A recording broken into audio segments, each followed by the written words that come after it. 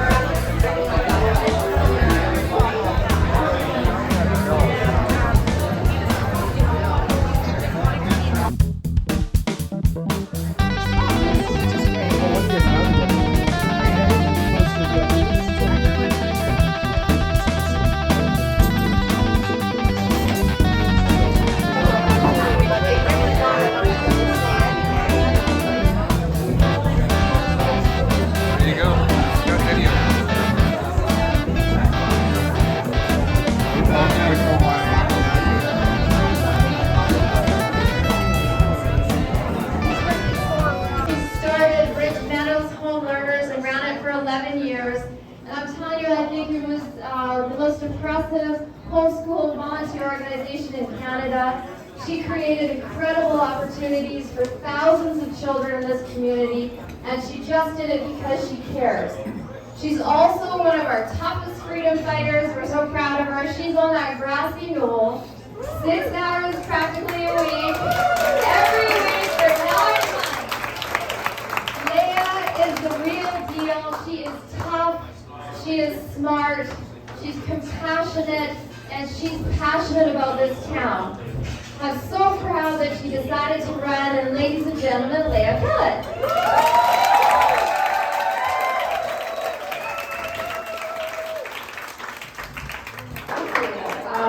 I actually missed yesterday's rally because I was too busy, so not quite every week. I do try. So thank you everybody for coming, and your support means a lot to me. I normally don't read, but I'm going to read tonight just because I was trying to stay organized with my thoughts. So bear with me as I work through this. Okay. So thank you to my extraordinary helpers who helped to make this happen. Most notably for this event, you so many. Betty Lou, Sharon and Larry, Susan and Julia.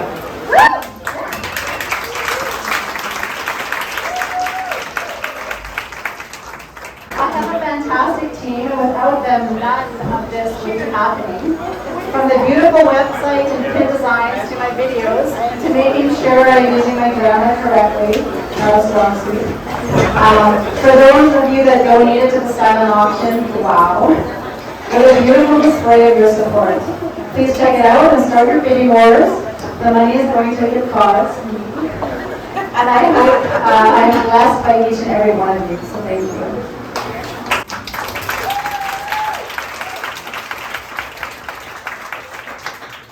I'm running for council for a couple of reasons. I have lived in Maple Ridge for 19 years and I love this city. We have a ton of potential which I don't see us maximizing. I also have children and I'm concerned about the direction our society is going. I am a Christian and I feel we need more people of faith in office to oversee the policies that are being put in place. I am traditionally a conservative, but likely like you, growing disillusioned by what is taking place in our government at all levels. Instead of complaining, I decided to get involved and be the change. Yeah. To do that,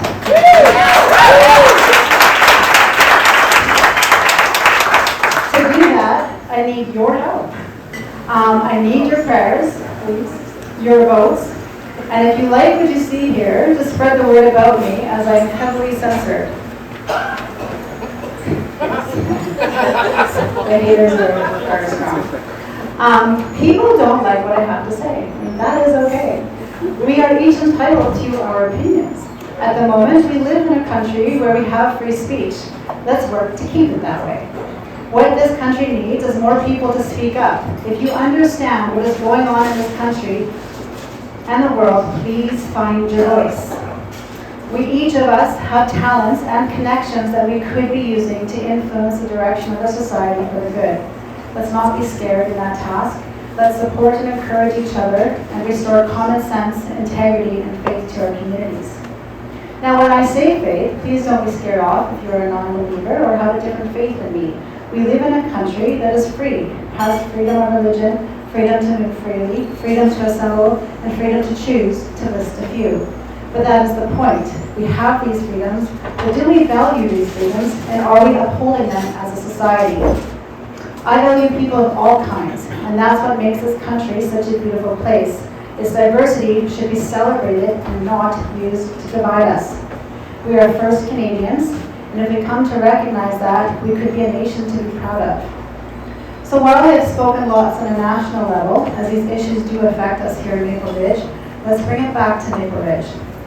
What do I commit to you while I am here in office?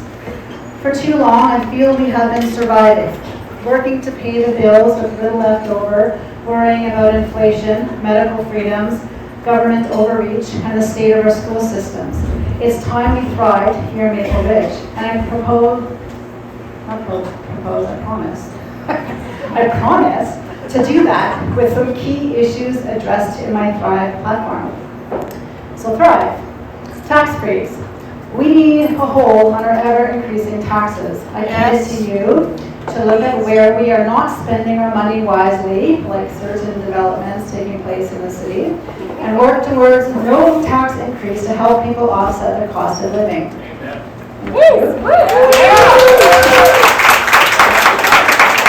We also need to find other sources of income for the city so we're not always relying on the residents. Housing and development with purpose.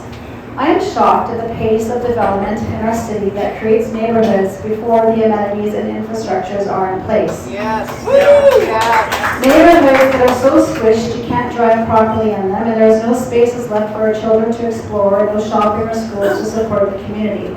We need affordable housing, but is this really the approach? Most of these homes are barely affordable, if we were to be honest, at $1 million+.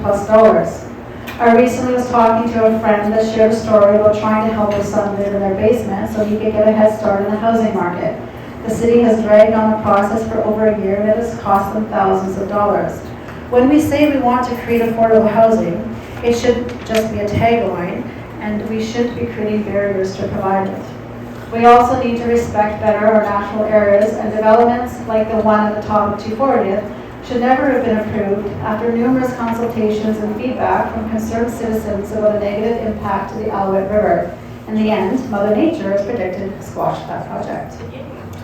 Recreation and tourism development. Maple Ridge is a beautiful city surrounded by rivers, mountains, lakes, and dikes.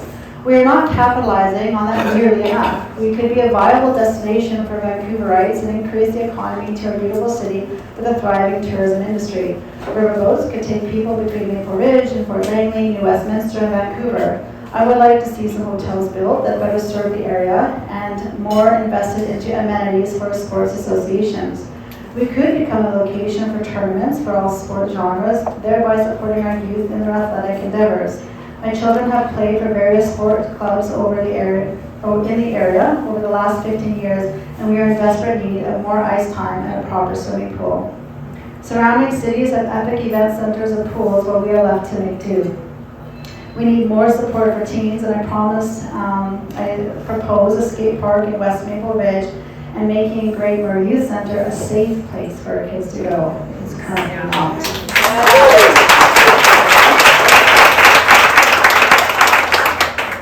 Industry and business support. Another way to boost our economy is to make it easy for businesses to set up shop in Maple Ridge. That's not happening. We have the potential to create a unique downtown core with more shops like The Nut, Once Upon a Tea Leaf, Mintage Vintage. I can list a lot, so don't be offended if I do list you. I would like to see more shops open up, not close down like the Little Cricket Gift Gallery, the victim of the lockdowns we all struggled to survive. Making this process easy at City Hall is a priority, like a top priority for me. We need to seriously look at where we can place or revamp a shopping mall that better serves the community. I'm committed to find solutions to keeping our money in Maple Ridge instead of sending it to the surrounding communities to get the things we need. The biggest way we can offset our residential tax is to encourage and find the locations for proper industry. We have the space to do it, so let's do it. But I would love to see it done in ways that respect our environment and the residents in the surrounding sites. I know we have the ability to do so, and we need to work closely with developers to ensure that we are getting the best version for us out of what they want to bring to our communities. We also have to address the addiction and homeless issue in our city. I believe in treatment centers. These people's lives matter, and we need to stop treating them like disposable part of our society by enabling them in programs that don't get them off the streets, but foster a cycle of abuse, creating a chronic problem for the city. I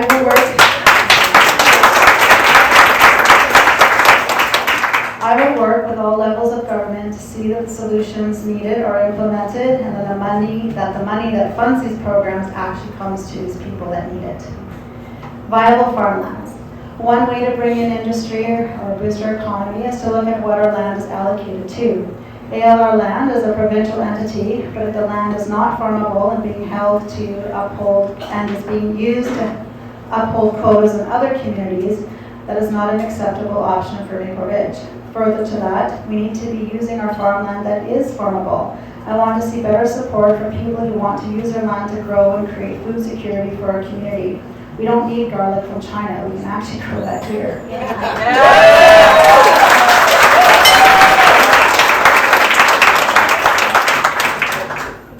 More initiatives like Deep Roots, Yellow House Farm, and Sunflower Cafe are needed by reducing red tape to encourage these innovative land use solutions. And every business and every person is essential. All business owners deserve the right to stay open, conduct business, and feed their families. I will do my part to advocate for businesses with all levels of government to ensure that this is respected. We deserve a chance to succeed in life, to take care of our families, and have some time for fun. We need to get back to common sense, critical thinking, a streamlined approach to city business that will allow this to happen.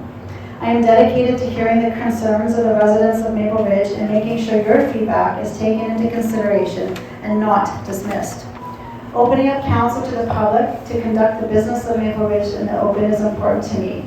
Greater communication is necessary between the city and its residents, and I will work on ways to improve that dialogue so everyone is heard and a sense of community is restored. People need to trust that their voice matters, and it does to me. As your elected official, I will be on council to represent everyone in Maple Ridge, while restore the integrity of our local government by fostering an environment of open communication with respect. I expect you to all hold me accountable, and will be there to represent the interests of everyone. That's the job of a council member. I will ensure that all positions on a subject are heard and will work towards approving decisions in council that are in the best interest of everyone. I'll be taking the time to fully understand the implications of these proposals brought forward by city staff. I don't profess to have all the solutions, but I'm committed to learning and listening to what people have to say. There is a lot more I could say about each topic, but I hope this gives you a sense of who I am and what my vision is for the city. It's time to start thriving in Maple Ridge. You like to go?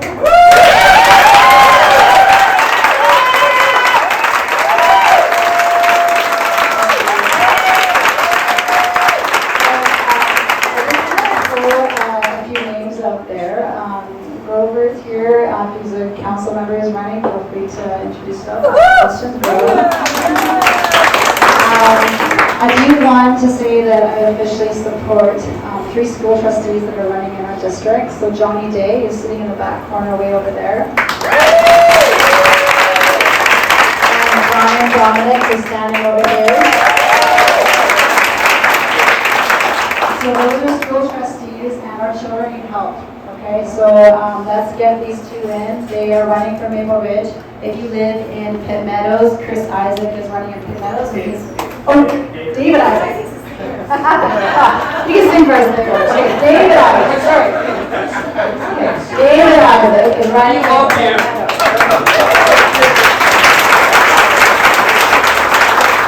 And for anybody further afield, another school trustee. No, councillor, school trustee. School trustee is Belinda Wheatley.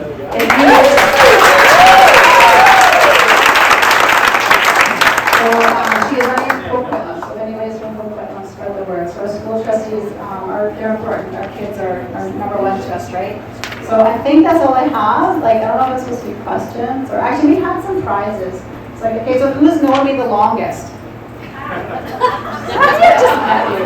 Okay, how about like going back? Not including Jim.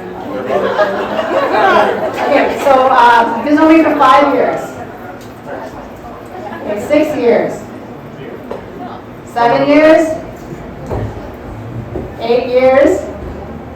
9 years. 10 years. 11 years.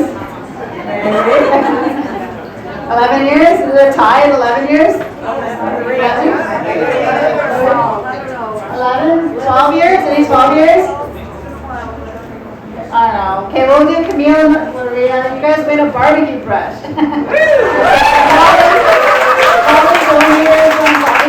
So all guys, what is it? Camille and Maria? Okay. What other questions I have? Okay, who came from the farthest away? Okay, so who's from Abbotsford? Abbotsford. Oh, something. There you go. Okay, you did a barbecue. Okay, and then I got one more barbecue question. I don't know. I should have followed this before.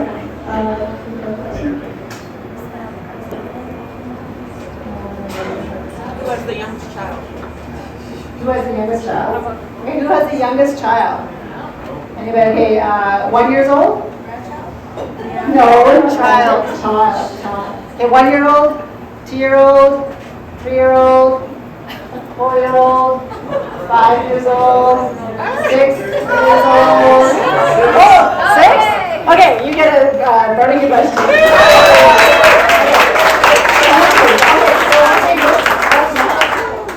Just like as you were, but feel free to walk up and check out the silent auction. Remember bidding wars, that money rolling, and then we're going to do a comedian in a little bit. Okay? Thank you.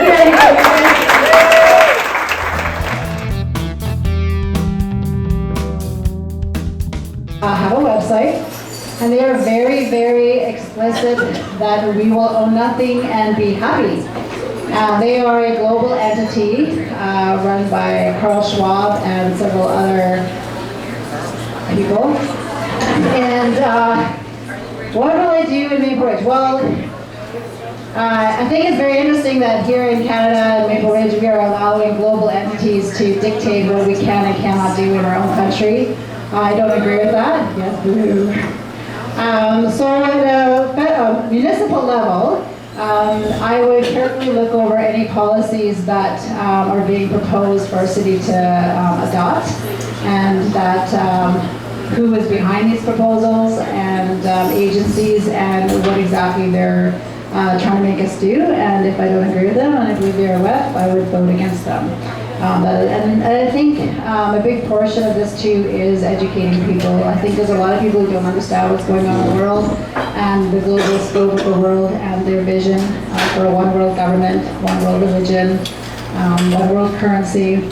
And so at municipal level, just making sure you don't adopt policies that they're behind, definitely, and just informing people of what's really going on. I think there's a lot of people who don't understand that.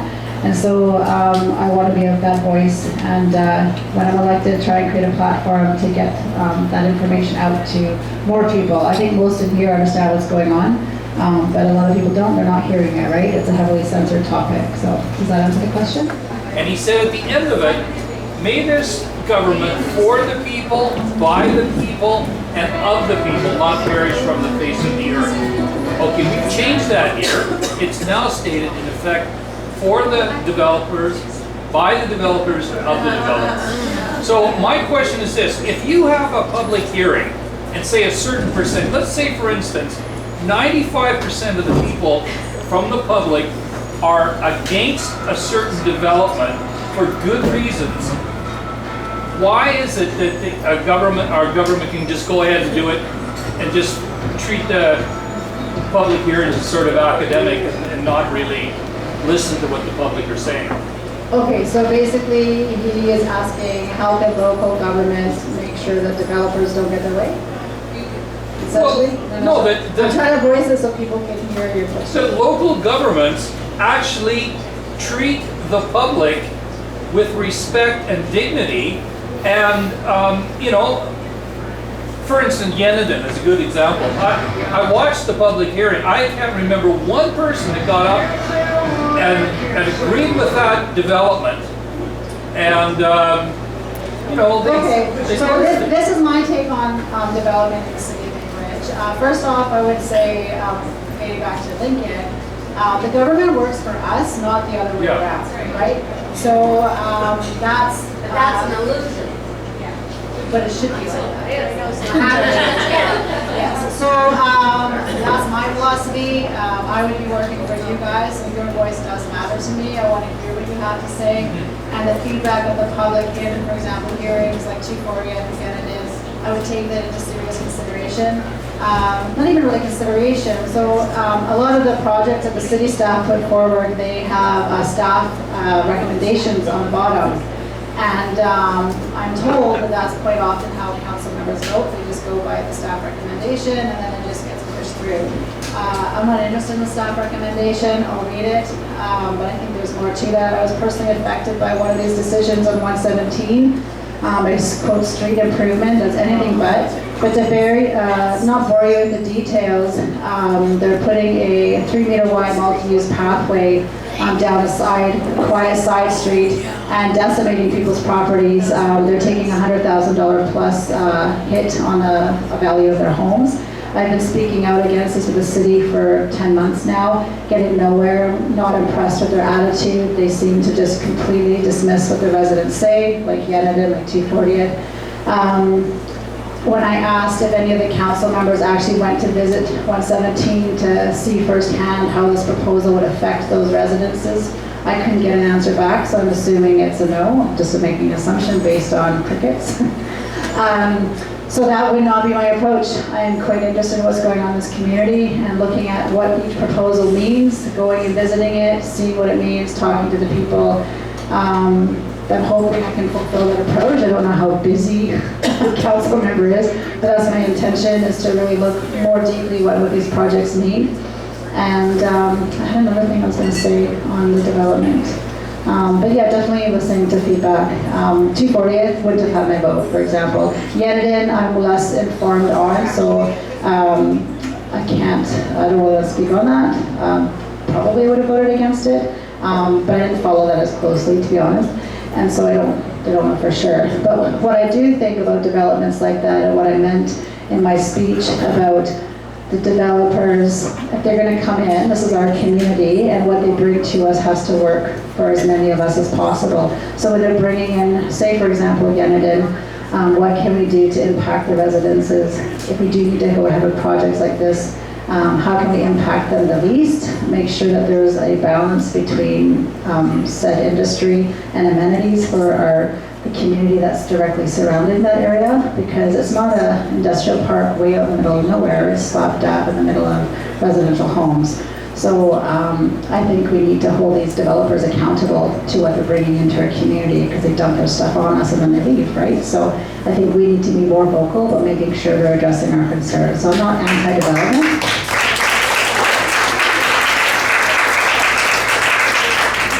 Yeah, okay, any other questions? The one who wanted to ask questions isn't even asking this question. Okay, go ahead, Christy. I'm I think maybe just to add to that development that we're talking about here, when residents don't want something in their particular neighborhood.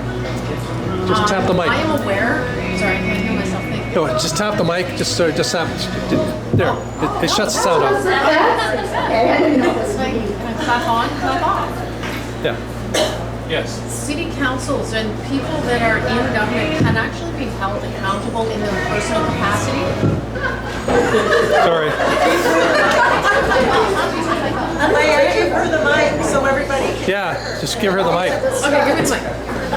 Shut the music out too. Don't talk forever. Okay, I won't talk forever. Okay, just zip it. Okay, just a quick point just to add to the concern that people have when it comes to development within the city, that when a city person or a person that, like you say, government entities work for us, okay, let's not forget that when they, and if in the case that they make a wrong decision or they do something that is not in the best interest of that community, for example, a multi-use pathway going through particular neighborhoods, those neighbors can actually go after those council people or those entities that made that decision and hold them personally accountable.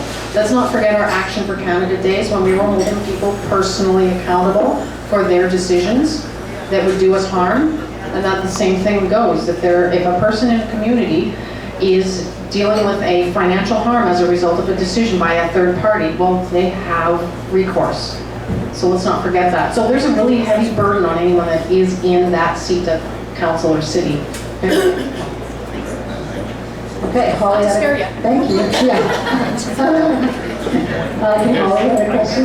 What are you going to do about the porn being taught in the schools? Oh gosh, okay. What am I going to do about the porn being taught in schools? Okay, so Soji 123 for disability film, I do not support it. Sure, sex ed, like, give you a class. There should have been bigger class for that, guys. Sex ed, sure. But any parents watching this, education is not what you think it is. It is not the education from the 80s and the 90s. And it's changing super fast. You guys need to get involved in your children's lives. You need to ask them not how was their day at school, you need to ask them what did they learn in school. And if you don't like what you hear, you need to start getting vocal. So Soji 123 is sexualizing our children. It's unacceptable. They're children, they should be playing, they should be learning how to count in the alphabet. There's a lot of information going on right now about books that are available in public libraries all across BC. Get a hold of that list and start looking at the books that your kids are being exposed to. It is porn. And as a council member, there isn't really a lot I can do particularly about that. I don't believe, I mean, if I can find avenues, I'm all over it. I'm definitely vocal against it. The school trustees that I supported tonight, Brian Dominic, Johnny Day, are Maple Ridge school trustees. They are on the same page, so if you value that in your school system, then vote for them for Maple Ridge. Pitt Meadows is David Isaac, and Belinda Wheatley and Coquitlam. And as I find more of these people's names, I'll gladly put it out there. Dawn Amber in Port Moody. So if you go to Parents Voice BC, parentsvoicebc.ca, it lists, I believe it's 29 candidates throughout BC that are against the sexualization of our children. So I encourage you, if you don't live in Maple Ridge or the cities are listed, go to that website and find out who lives in your area. And frankly, this is where I'm talking about getting your voice. Like, it can't be just a couple of us fighting this. We all need to get involved, guys. It's our children, and it's pretty gross what's going on. What's your thoughts on the smart city? A smart city in terms of like how WEF means it? Well, the direction the city is going as in the smart city. Well, I don't support 5G, if that's what you're referring to. I think our cities can be developed with more forethought, like in terms of infrastructure and amenities, and so smart that way. But I don't believe in 5G, and I think it's unhealthy for us, and we need to get informed about the implications of the electromagnetic pollution in our communities. Is that what you were asking? Okay, so yeah, that's my answer on that. 5G, get educated, it's not good for you. If you want more information, talk to Ron. Who's Ron? Did Ron leave? He could steal. Oh, you're Ron. He'll tell you all about it. He's got way more information about it than me. Okay, any other questions? I'll just take one more if there's one more question. No? You have another one? Okay, Holly, bring it. Maple Ridge has been talking about what they're doing with the sewage, because the sewage is going out. What they don't talk about is the fact that the infrastructure bringing the water in is her river. Well, I don't know much about that, so I'll have to get informed about that. Like, when you're talking about the quality of the water? The infrastructure is so poor that the pipes are leaking copper into the water, and a lot of people have enough copper boxes. But nobody ever talks about testing the water when they have, when it's from City Hall. They say it's tested in Vancouver. They don't say that it's tested out here. Okay, I don't know. There you go. It's something to add to my list. I'll do that. I don't know much about it, so there you go. But I'll look into it because we should be having safe water to drink, right? All right. So now I'm going to introduce Elizabeth. Oh, she needs a sec. Any more questions? No? Oh, Carissa Bell's here, guys. Carissa's in the house. There we go. All right. So, okay, Andy's going to introduce her because I don't actually know Elizabeth, but I heard she's good. I heard, no pressure. And I don't believe there's any small children in the house. I've heard it's an adult audience. You just have fun, laugh lots. Okay, and then afterwards, go back to the silent auction, keep bidding, and go meet Carissa and talk to Carissa. Okay, thank you. Carissa Bell's running for mayor in Maple Ridge. Thank you, Leah. I was tasked with getting the entertainment for tonight. So I met Elizabeth a little while ago at a Freedom Party, and so Elizabeth lost her job, so she does stand-up comedy. She was performing last night in Surrey, so if anybody wants to make donations towards Elizabeth, she does have a little donation bucket here, because this is how she survives. So being Leah was talking about there's no kids here, which is good, because we like to use a lot of choice words where I come from and where Elizabeth comes from, so perfectly acceptable where we are. So I'm going to hand the mic over to Elizabeth.